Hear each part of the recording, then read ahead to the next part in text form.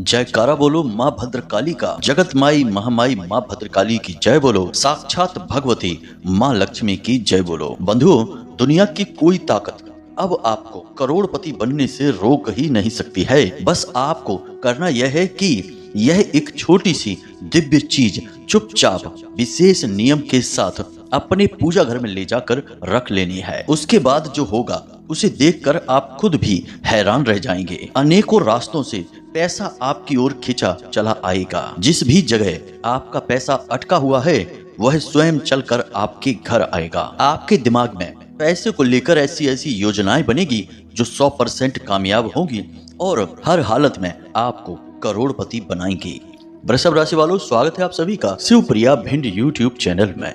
बंधु, हम इस बात को अच्छी तरह से समझते हैं कि इस समय आपको मदद की बेहद आवश्यकता है। आप अपनी जिंदगी में एक ऐसे स्थान पर जाकर फंस चुके हैं जहां अब आपको कोई रास्ता दिखाई नहीं दे रहा है। काम धंधे व्यापार में भी जबरदस्त गिरावट है, साथ ही साथ रुपए पैसे की तंगी और कर्जा भी लगातार बढ़ता जा रहा है। आप अपनों की कोई भी जरूरत तो पूरी कर ही नहीं पा रहे हैं, स्वयं की भी छोटी छोटी जरूरतों के लिए आपको अपना मन मारना पड़ रहा है। इसी के साथ साथ बंधु, रिश्ते नातों में भी उथल पुथल मची हुई है। आपके अपने ही आपका निरादर करने में लगे हुए हैं। आपकी बात का कोई महत्व ही नहीं रह गया है। आपकी भावनाओं का भी आपके अपने ही मजाक बनाते हैं। और जब इस स्थिति को आप अपनी आंखों के सामने देखते हैं तो आपको सचमुच में बहुत रोना आता है। आपको लगता है कि आखिर भगवान आपके पीछे क्यों पड़े हैं, आपकी किस्मत इतनी फूटी हुई क्यों है, क्यों आपके जीवन में केवल और केवल तकलीफें ही भरी हैं। आप चाहे कितना ही दिमाग लगाएं, मेहनत करें, पैसा लगाएं, कुछ भी कर लें, आप अपने जीवन में एक कदम आगे बढ़ते हैं तो 2 कदम पीछे खींच लिए जाते हैं। ऐसा लगता है जैसे कि आपके जीवन को केवल और केवल कठिनाइयां सहने के लिए ही बनाया गया है। आपको यह जीवन एक सजा की तरह महसूस होने लगा है। तो बंधुओं, अब आपको चिंता करने की कोई आवश्यकता नहीं है, क्योंकि अब समय आ गया है जब आपको हर वो चीज मिलेगी जिसके लिए आप अब तक परेशान रहे हैं। अब परिस्थितियां आपके अनुकूल बनने जा रही हैं। शनिदेव लंबी नींद के बाद अब जाग रहे हैं। 15 नवंबर से शनिदेव बकरी चाल को छोड़कर मार्गी होने जा रहे हैं और अब शनिदेव के शुभ परिणाम आपके जीवन में आने शुरू हो जाएंगे। जी हाँ बंधु, शनिदेव की इस मार्गी चाल का आपको सर्वोत्तम लाभ प्राप्त होने वाला है, परंतु इसके लिए आपको अपने पूजा घर में इस एक छोटी सी चीज को पूरे विधि विधान के साथ लाकर रखना ही होगा।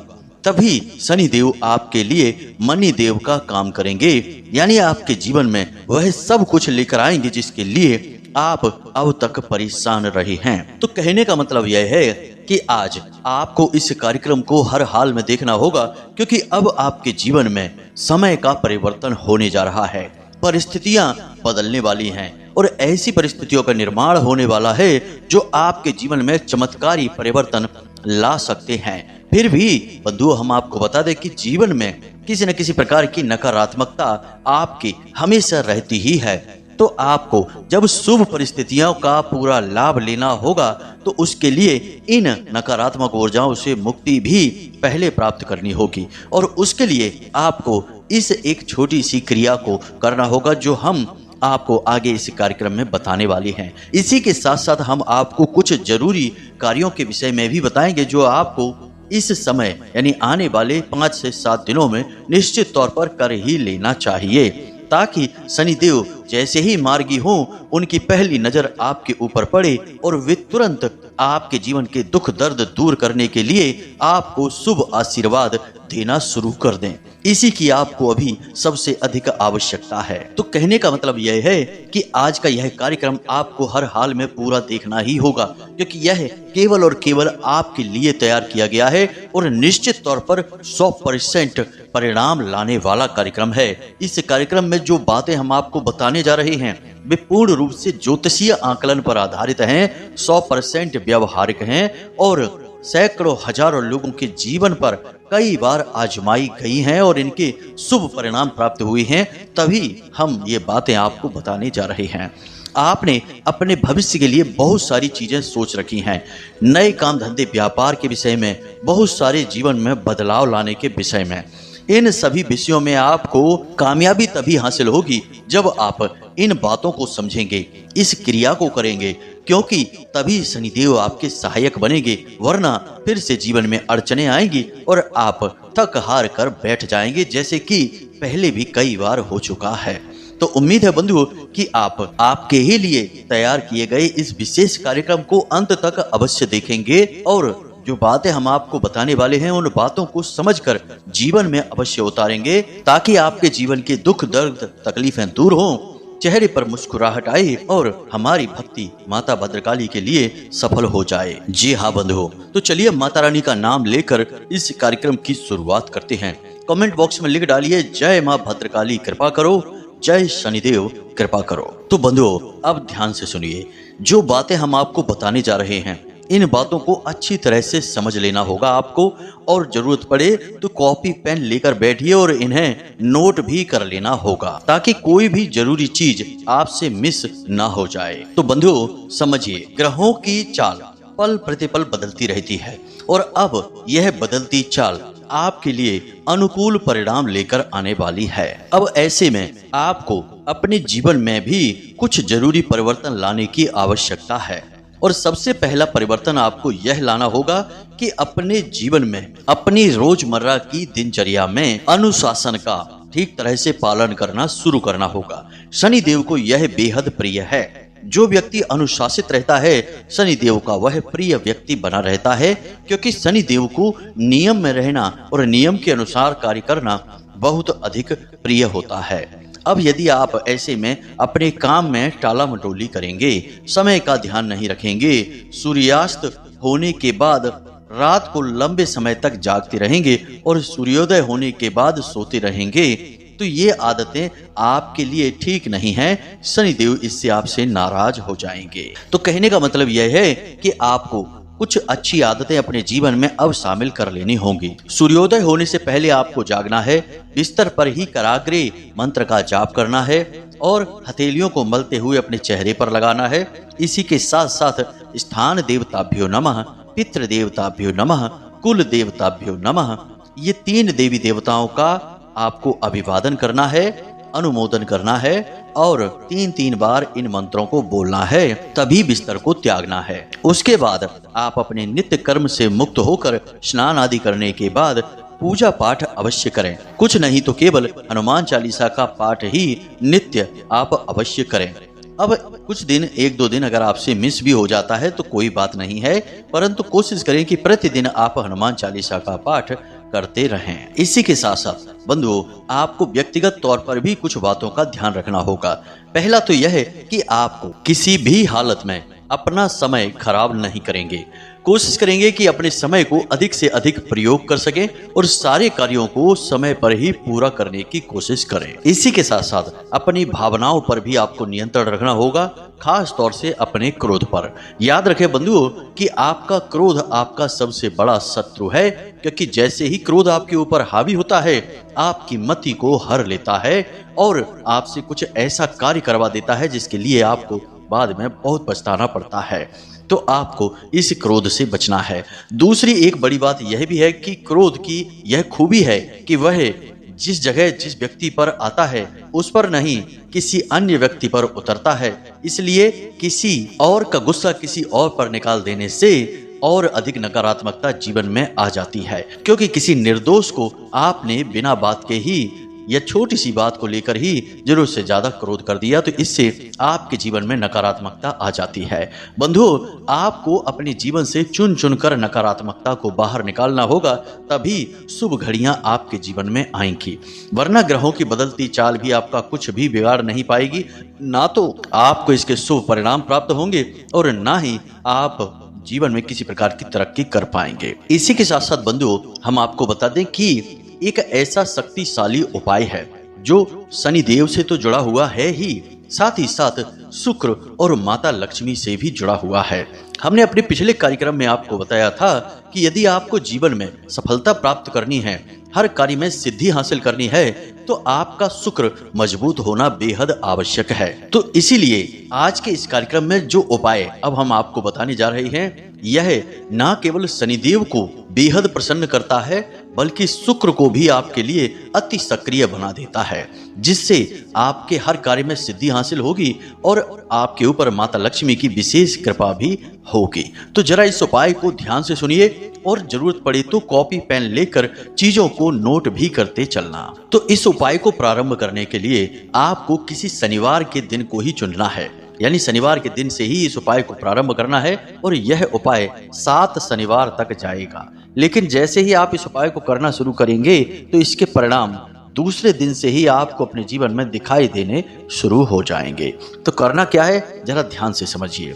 आपको शनिवार के दिन के समय में किसी पीपल के वृक्ष के पास जाना है और उससे एक हरा भरा पत्ता तोड़ना है। याद रखना कि वह पत्ता डंठल के साथ होना चाहिए। अब आपको इस पत्ते को अपने घर लेकर आना है और इसे साफ स्वच्छ शुद्ध जल से धोकर साफ कर लेना है और उसके बाद गंगा जल छिड़क कर इसे पवित्र कर लेना है। फिर उसके बाद इसे आप पूजा घर में रख लें और शाम के समय एक छोटी सी क्रिया इसके साथ आपको करनी है। तो आपको शाम का इंतजार करना है, यानी कि सूर्यास्त होने का।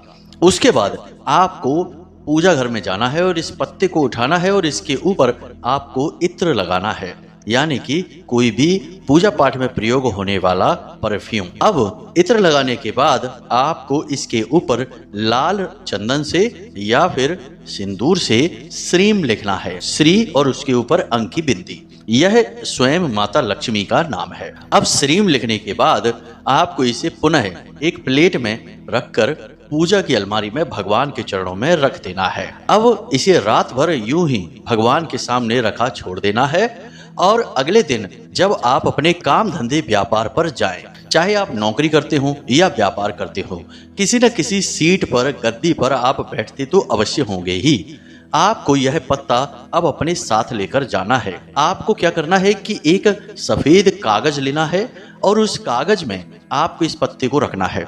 पत्ते को आपको मोड़ना नहीं है, कागज के बीचों बीच रखना है, यानी 2 कागज लेने हैं और दोनों कागजों के बीच में इस पत्ते को रखना है। अब इस पत्ते को ले जाकर आपको अपनी सीट के नीचे रख लेना है, यानी जिस गद्दी पर आप बैठते हैं उस गद्दी के नीचे। यानी कहने का मतलब यह हुआ कि आपकी गद्दी के नीचे यह पत्ता होगा। सीधे आपको इस पर नहीं बैठ जाना है, इसे अपनी गद्दी के नीचे छुपा कर रखना है और प्रतिदिन इस पर बैठना है।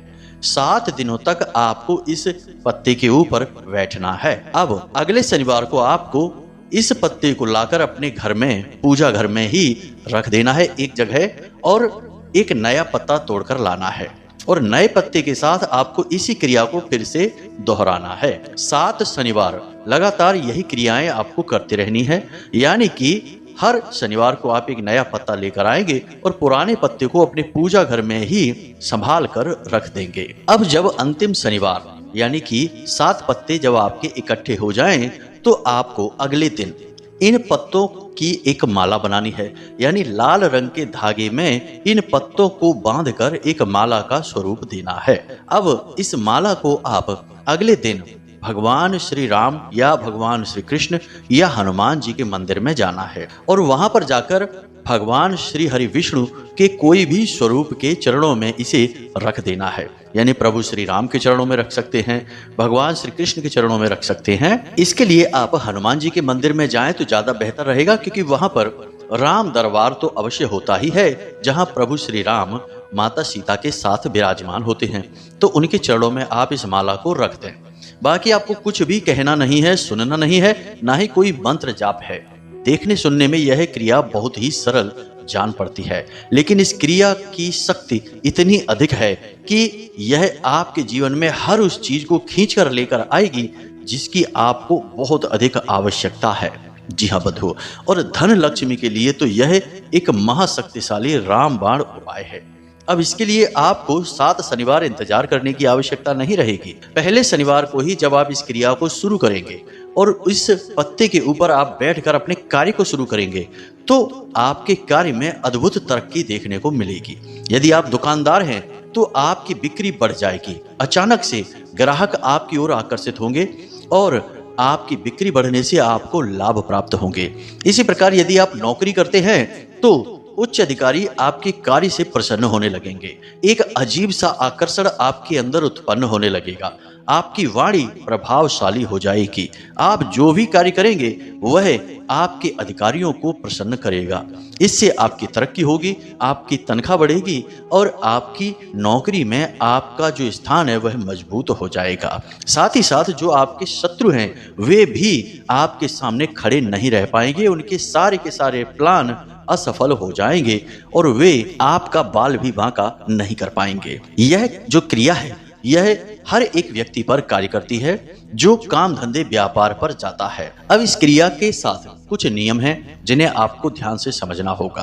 पहला नियम तो यह है कि इस क्रिया को केवल पुरुष ही कर सकते हैं, स्त्रियां नहीं। दूसरा नियम यह है कि यदि आप इस माला से और अधिक लाभ प्राप्त करना चाहते हैं, यानी कि अचानक से आपको बड़े बड़े प्रोजेक्ट, बड़े बड़े धन लाभ प्राप्त होने लगे, तो आपको इस माला को पीपल के पत्ते की एक शाखा पर लटकाकर आना है। याद रखें कि पीपल का जो वृक्ष होता है वह शनिदेव का प्रतीक होता है और माता लक्ष्मी का उस वृक्ष के नीचे हमेशा वास माना जाता है। इसी के साथ साथ तीसरा नियम यह रहेगा कि आप जो भी कार्य करते हैं, जो भी आपकी मनोकामनाएं हैं, इच्छाएं हैं, वे सात्विक होनी चाहिए। किसी का हक आप नहीं मारेंगे और कोई भी नकारात्मक इच्छा या मनोकामना को मन में लेकर आप इस क्रिया को नहीं करेंगे। इसी के साथ साथ अंतिम और सबसे बड़ा नियम यह है कि आपको सत्य के मार्ग पर चलना होगा। जैसे कि जुआ, शराब, सट्टेबाजी, पर स्त्री गमन और वेश्यावृत्ति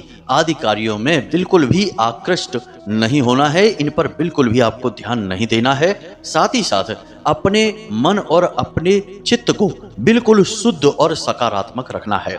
जीवन में चाहे कितना ही बड़ा नकारात्मक घटनाक्रम क्यों न हो जाए, आपको सकारात्मक विचार ही मन में रखने हैं।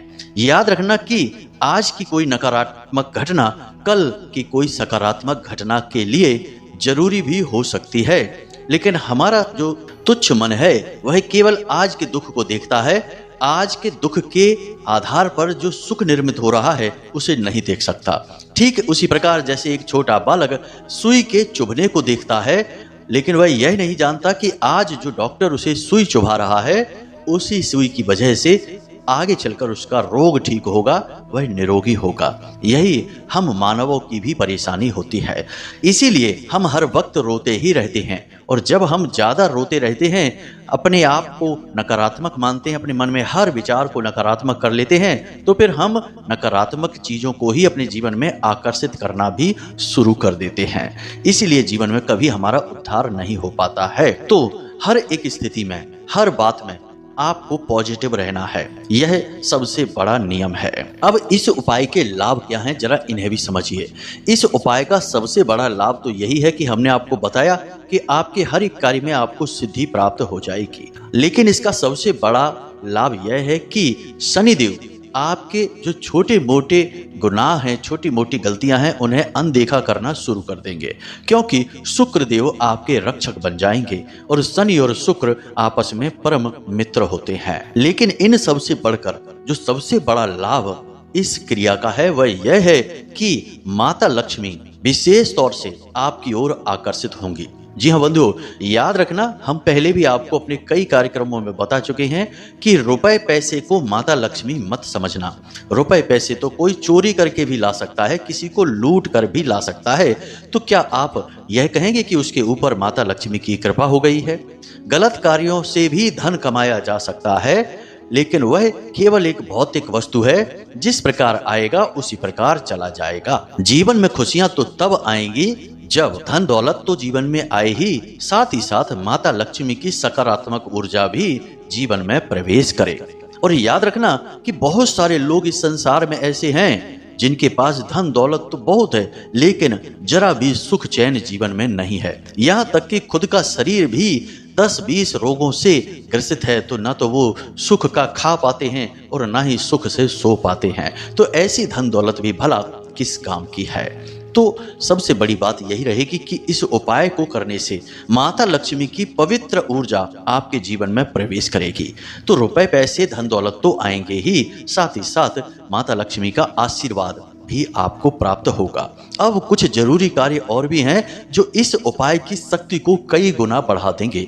इन्हें भी आपको जानना बेहद आवश्यक है, क्योंकि ऐसा तो है नहीं कि आज आपने उपाय किया और उसका लाभ आपको जीवन भर प्राप्त होता रहे। हर एक क्रिया, हर एक उपाय की एक सीमा होती है। कुछ समय के बाद इन क्रियाओं की, उपायों की शक्ति क्षीण होने लगती है। तो ऐसे में आपको इस उपाय की शक्ति को कई गुना बढ़ाना होगा, ताकि लंबे समय तक आपको इसका लाभ प्राप्त होता रहे। तो इसके लिए आप क्या कर सकते हैं, जरा ध्यान से समझिए। 3 काम हैं जो आपको सप्ताह में कम से कम एक बार अवश्य करने ही होंगे। सबसे पहला कार्य कि आपको गाय को हरी हरी घास अवश्य खिलानी चाहिए।